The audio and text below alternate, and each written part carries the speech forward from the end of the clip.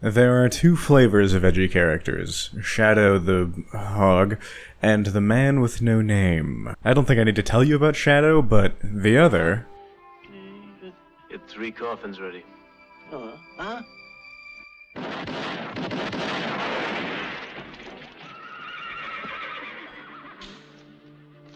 My mistake. 4 coffins. He's a good role model.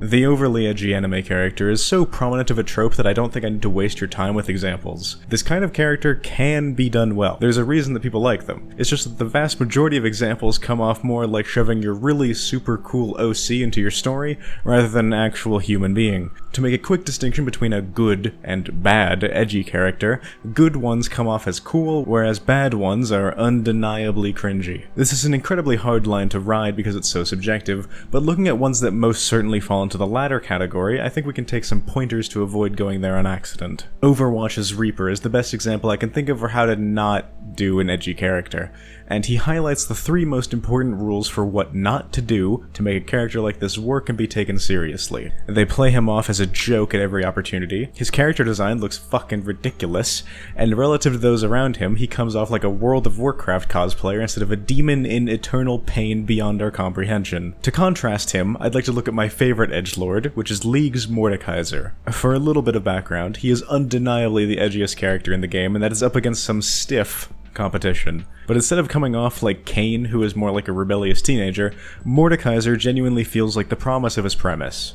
An immortal demon king who has unfathomable plans for conquest that is certain to bring utter destruction. Mord manages this because he's always taken seriously and isn't ever played for laughs. Whenever he's brought up, it's always in hushed words or with genuine fear.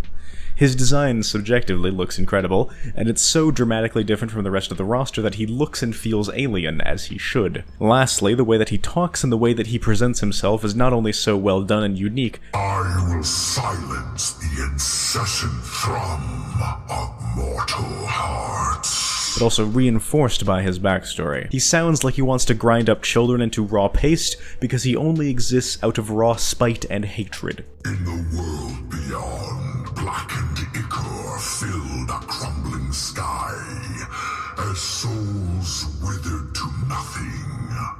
But I refuse to fade. There will never be a comic where they try to portray Mordekaiser in a sympathetic light like they misguidedly did with Reaper. He is the pure manifestation of evil, and he is owning it. This Reaper comic damages his character pretty bad because it retroactively makes all of his interactions and lines come off like an angsty teenager when the big bad ghost man actually has a soft spot for his family. This gives us 3 really important rules to follow to not make an edgy character awful. Don't play them off as a joke and keep their depictions consistent, don't make them look incredibly ugly, and keep them very different from the others around them. A mistake I've seen several times by people writing someone super edgy is accidentally making them a caricature of themselves. Why is Reaper edgy?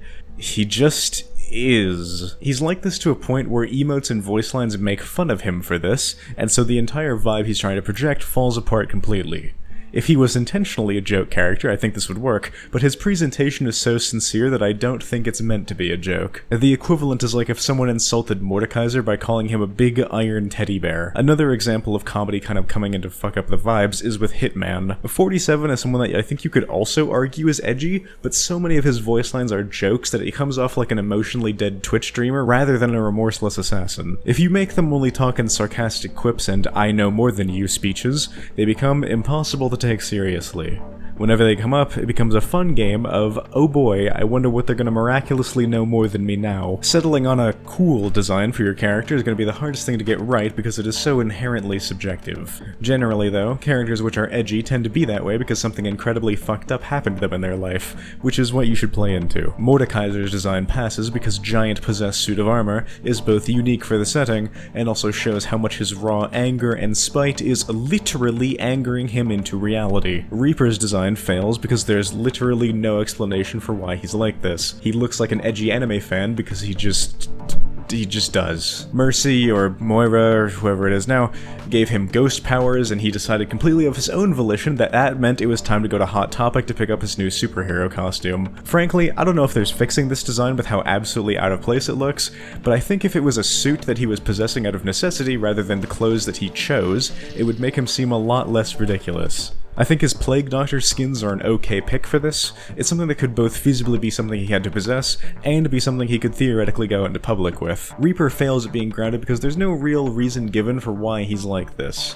Sure, he's a spooky ghost guy, but there's no logical leap given for why he received spooky ghost powers and then decided to start talking like a Sonic the Hedgehog OC. To give an example of this actually done well, let's take a look at two more characters from Overwatch, which are Hanzo and Genji. The two brothers have a similar start as kids in a crime family, but Genji doesn't really give a shit, and Hanzo is a workaholic, ends justify the means type. After they try to kill each other as kids, Hanzo ends up incredibly edgy, whereas Genji doesn't, to a point that's meant to highlight how different Hanzo is. Whereas Genji accepts himself through Buddhism, Hanzo stays trapped in guilt and self-torment, even to the point that he can't accept his brother's forgiveness. Hanzo is about as edgy as a normal human can come because trying to kill your brother on your family's order is a pretty traumatic thing to go through. Though it's kind of aggravating to listen to, he being so convinced of his damnation is written pretty realistically. You're gonna feel like that no matter what when you tell yourself it's the truth for decades. He's gone through something uniquely awful, and so is very different to those around him. This doesn't have to be something incredibly convoluted or complicated. Payday's Wolf is edgy and it comes off as great. Really, the only reason that he's like this is because he's heavily implied to be insane, and that is the only justification given. With that all laid out, let's look at how to take a shot at fixing Reaper, because a bad critic only complains. Trying to fix this bastard is a tall order because, I mean, look at him, but I'll try. The first thing to do, as mentioned earlier, is to throw away his entire design, or at least give it a reason for being how it is. It should tie into the inciting moment in his character story, being rescued by Moira, and being turned to someone that can only ever feel pain. Working with what we have, with the skins that he's gotten, I still think the Plague Doctor ones are the best fit, explained as his assassin disguise. It simply being a costume isn't really enough though, so as Plague Doctors are typically seen as manipulative figures, you could have him walking around giving people monkey paw type deals where he'll assassinate someone in exchange for them having to also experience the same pain that he does, justified as him needing to do this to feed off of them or something, and that can tie into why he heals off kills in game. Maybe he's so bitter about having to be in pain all the time that he sees only fit to give unto others what he has been cursed with, that kind of thing. All the weird parts of his character are now explained, and somewhat justified, at least more than whoops, I died, time to put on this Halloween costume. Going back to our 3 rules, this doesn't play him off as a joke, Plague Doctors are cool, and he's very distinct from everyone else with reasons for why he is how he is. Very late addition to the script here, I also wanted to give a shout out to a good portion of Deadlock's cast, my favorite being 7. A lot of them are edgy characters that come off very well. I was planning on having this section be written in code, but now that people can just talk about the game freely, there's no need. Geist, 7, Shiv, and Pocket all have their various flavors of edge, and I think all are pretty good, though undeniably carried by their voice work, though I suppose this isn't really a surprise.